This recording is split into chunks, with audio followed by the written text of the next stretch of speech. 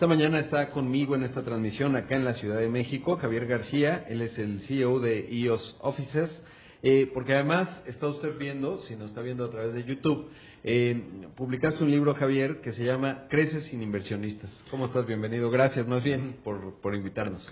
Muchas gracias, Rodrigo. Es un gusto para mí. Saludos a toda tu audiencia. Así es, publiqué un libro, lo publicó una editorial hace un mes aproximadamente. Lo terminé de escribir el año pasado y estoy muy contento con el proyecto. ¿Cuál fue tu intención? Porque obviamente pues has construido un negocio grande e importante, con mucho reconocimiento a nivel nacional. Me decías 32 oficinas. 37 sucursales 37 tenemos, sí. Exactamente. 22 en la Ciudad de México, 22, que eso me sorprendió, son muchísimas.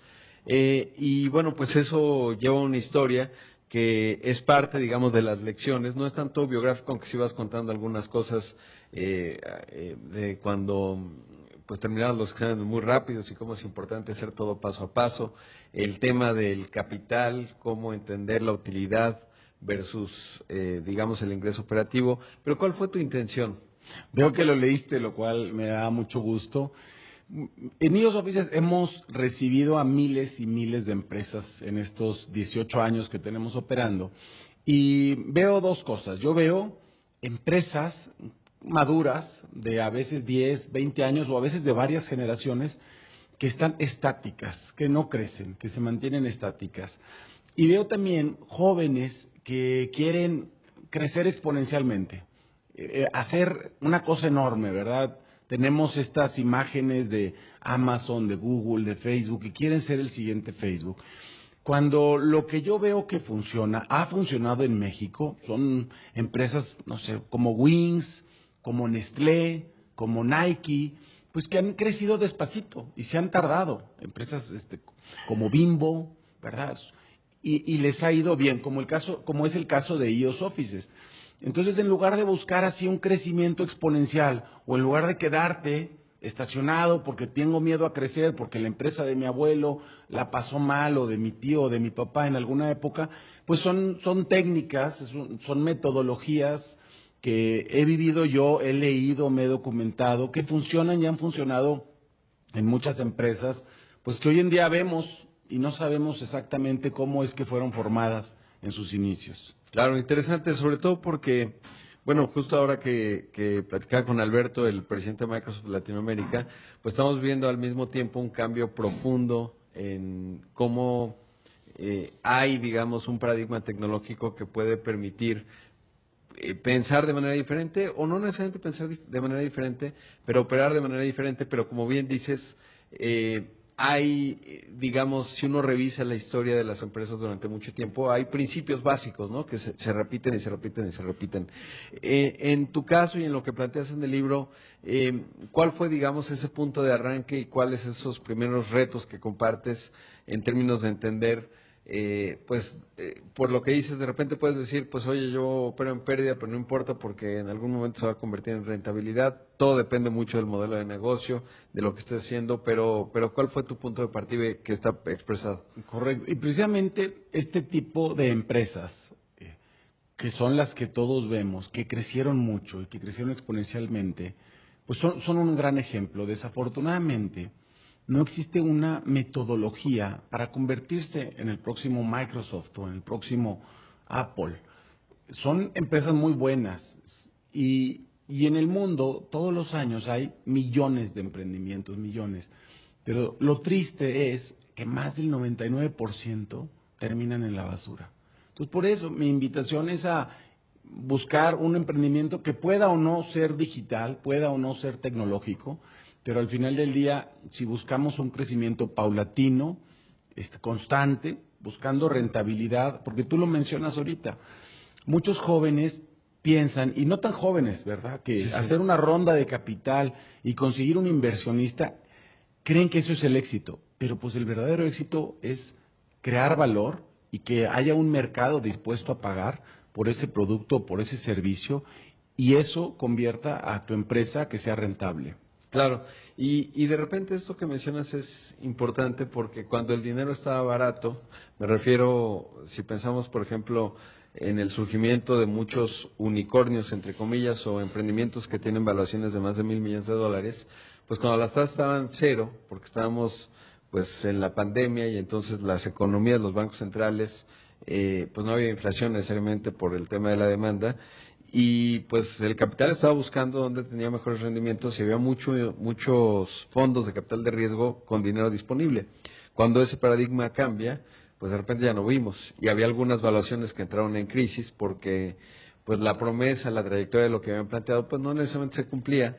Y a veces los fondos de capital de riesgo tienen la urgencia de desplegar capital más que de tener buenos tasas de rendimiento, entendiendo que es un esquema de inversión en donde pulverizas, digamos, y te abres a los riesgos positivos, lo diré así. Es decir, puede ser que de 10 inversiones pierdes 9, pero con que una sea Facebook, recuperas todo. Tu retorno de capital es importante.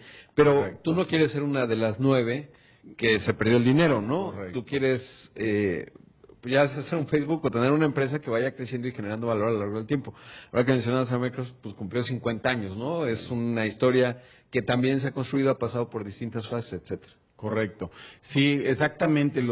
El sistema actual, los fondos de inversión, estos crecimientos enormes que ha habido, pues llaman mucho la atención y muchos jóvenes quieren ser eso. Pero tú lo acabas de decir bien bonito, ¿qué pasa con los otros 9? Pobres, ¿verdad? Porque han Sí. perdido dinero, tiempo, estrés, años de su vida y no llegan a mucho. Y no estoy seguro, pero entiendo que hay alrededor de unos 1.500 unicornios en el mundo entero. Pero estás hablando de 1.500 unicornios de más de 10 millones de emprendimientos que hubo en el mismo tiempo. Entonces, la posibilidad de ser uno de esos unicornios es bajísima. Claro. Cuando quizás si pones una zapatería o una tienda de, oye, algo veterinario, que están... Ya no digo, una que tenga ingresos de 10 millones de dólares con una rentabilidad del 20%, ya es una joya, ¿no? De empresa. Correcto. O sea, y no tienes que llegar necesariamente a ser un unicornio, pero sí tiene que ver con la parte de la gestión. ¿Cuál dirías tú que, en tu caso, eh, fueron estas lecciones, digamos, de ir con un crecimiento sostenido y los dolores del crecimiento y lo que no sabías, que eso es importante y creo que el libro ayuda? Correcto. Pues mira, hay una frase que a mí me gusta mucho. Un emprendedor sobreestima lo que puede hacer en un año y subestima lo que puede hacer en 10. Es decir, como emprendedores, traemos mucha prisa y mucha ambición, y me incluyo, ¿verdad? Y otra característica que tenemos los emprendedores es que no sabemos decir que no. Cada elección es una renuncia. Entonces, no podemos decirle que sí a todo. O sea, no podemos, en mi caso, abrir oficinas para todos los sectores, en todas las ciudades, de todos los niveles. O sea, tenemos que escoger, a ver, cuál va a ser nuestro mercado, cuál va a ser nuestro enfoque. En México existen 8 millones de metros cuadrados de oficinas. Oye, pues vamos a escoger el nicho con el que podemos, ¿verdad? Y escogemos nada más uno y en ese nos enfocamos. Claro, además en este negocio pues vimos esta serie, ¿no? De un crecimiento hiperambicioso en donde no había esta capacidad de discernimiento de decir no. Estaba los fondos de capital de riesgo Masayoshi Son, pues que decía muy poquito, ¿no? ¿Por qué? Porque es otro negocio, pero esto que mencionas creo que ahí queda muy retratado. Esta mañana estoy transmitiendo desde IOS Offices aquí en pues Ejército Nacional, no sé qué número, Millana, para ser exactos, es más fácil ubicarlo así. Y está conmigo Javier García, él es el CEO de IOS Offices, escribió este libro Crece sin inversionistas. ¿Cómo, si lo, por qué alguien lo querría leer y lo debería leer, o cuál fue la intención? Porque pues uno escribe un libro con el objetivo, pues hay cierta generosidad en ello, porque no es que dices, me voy a sacar mi libro de IOS Offices y ahora voy a tener otra empresa. En realidad lo haces por un momento de generosidad en términos de compartir la trayectoria que has tenido, las lecciones que están puestas, pero ¿cómo lo definirías eh, en pocas palabras? En pocas palabras voy a refrasear lo que me dijo un empresario el viernes en un desayuno al que asistí, que leyó mi libro. Me dice, Javier, ya leí tu libro. Me dice, este libro lo tiene que leer cualquier persona que va a empezar una empresa. Me dice, oye, porque llegan a cada rato, oye, ando buscando capital, traigo esta idea. A ver, primero léete esto y luego hablamos. Claro. ¿Por qué? Pues porque son cosas básicas de cómo crecer sostenidamente, con solidez, ¿verdad? Y yo veo que en las universidades a los jóvenes no nos enseñan cómo buscar un crédito, no nos enseñan cómo buscar clientes, cómo vender. Te enseñan muchas cosas, pero no te enseñan cosas reales de cómo hacer negocios. Y sí te enseñan de rondas de capital y de fondos de inversión. Y, y pues ves a muchos muchachos persiguiendo eso, en lugar de tratar de empezar por lo que tienen a la mano, por lo que conocen, y empezar poco a poco a construir una historia con sus propios recursos. ¿Cuál dirías que en tu historia fue el punto ciego? Porque de repente puede ser la contabilidad, que uno dice, ah, bueno, pues la contabilidad se resuelve sola, contratas a un contador y ya está, pero puede ser muy importante, o los ERPs, en fin, varios componentes. En tu caso, ¿cuál dirías tú que fueron algunos puntos ciegos que están retratados en términos de, para que los demás no los Sí, repitan? hablas de contabilidad, de ERPs, pero yo te voy a decir algo diferente y quizá no se escuche muy bien, pero hazle caso al dinero, sigue el dinero. Eso se puede escuchar así como ambicioso, como greedy. Sin embargo, el dinero es lo que te indica, o sea, las ventas es lo que te Ajá. indican que estás haciendo las cosas bien. Entonces, si tú te pones a escuchar dónde viene, cuáles son tus fuentes de ingreso, las tratas de replicar y las cuidas, ese mismo dinero, ese presupuesto, ese flujo te va a dar dinero para poder tener ERP, para poder tener contabilidad. O sea, es al revés. En lugar de enfocarnos primero en tener una gran operación, primero nos debemos de enfocar en que nuestro producto esté generando valor. Una vez que genera valor, genera rentabilidad. Y una vez que genera rentabilidad, con eso puedes hacer todo lo demás. Claro. Ahora, ¿cómo, bajo esa visión que es interesante y correcta, digamos, en el crecimiento sostenido de algo, pero a veces también tienes que jugar con el precio, ¿no? Vemos jugadores como, ahora recientemente el reporte de Tesla, pues le fue relativamente bien en términos de ventas, de ingresos como tal. No estoy seguro en rentabilidad, de hecho sí estoy seguro, ahí los números lo mostraban, pero pues está jugando a proteger mercado, etcétera. Pero lo dices bien en términos de cuando alguien hace, pues es rentabilidad, dirías, y o qué tanto tiempo puedes sacrificar rentabilidad porque estás teniendo ventas y ganando mercado, o abriendo, digamos, por ejemplo, en el caso de tu negocio, pues a lo mejor primero quieres que ya estén en la oficina, tener buenos niveles de ocupación, y una vez que están viendo que genera valor, puedes empezar a rentabilizar o No, cómo verlo. estoy completamente en desacuerdo, Sí, Rodrigo. sí, Yo totalmente me enfoco primero en generar calidad. bien. Cuando IOS Offices abre, no somos la primera solución en México ni en el Ajá. mundo. El cowork tiene alrededor de 50 años de existir como industria y aquí en México tiene más de 30. Nosotros tenemos solo 18.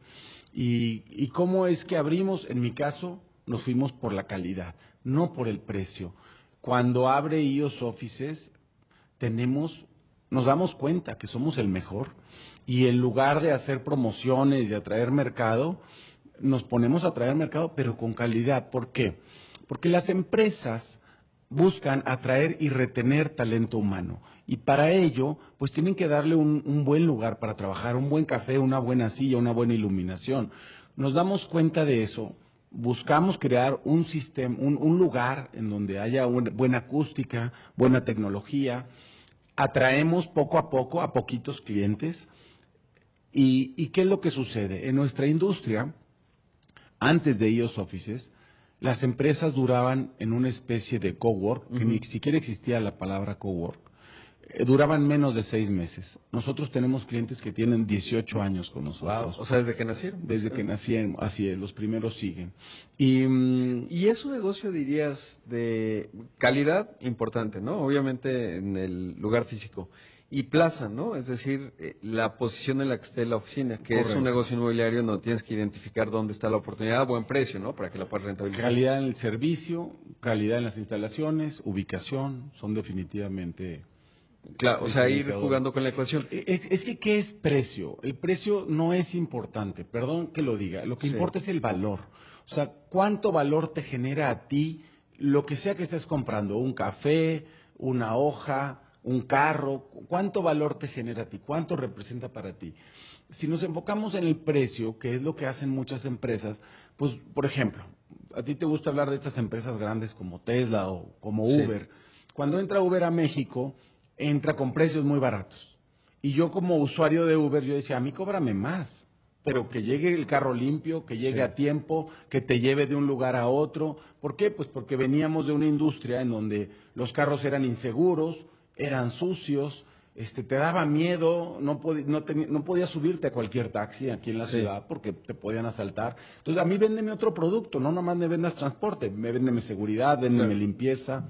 Sí, o sea, dependerá mucho, yo creo, el precio del mercado, ¿no? Es decir, si el PIB per cápita funciona mucho.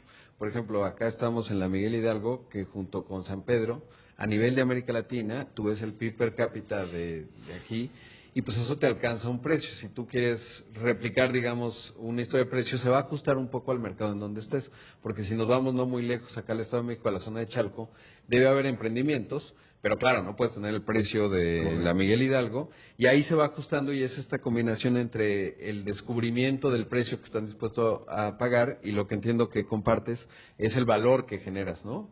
A un precio que sea sostenible para tu posible cliente. Porque a lo mejor todos, pues dices, oye, un Tiffany me genera mucho valor, pero quién sabe si lo puedo comprar, ¿no? O sea, y entonces siempre será esa ecuación. ¿Cuál es la invitación? ¿Dónde encuentran tu libro? Y sobre todo, ya un poco lo decías, ¿quién es el lector ideal para tu libro y dónde lo puede encontrar? Muchísimas gracias. Para mí sería un honor. Los invito a que lean mi libro. Me tardé 2 años en escribirlo, hice mucha investigación. El libro está de venta en Amazon, en Gandhi, en Sanborns y en muchas librerías más. Si estás en una empresa estática que no se le ve mucho crecimiento, te invito a leerlo. Si esa empresa es tuya o de tu familia, te invito a leerlo. Si tienes la intención de crecer tu empresa o de emprender, te invito a leerlo. Estoy seguro que te va a aportar mucho valor.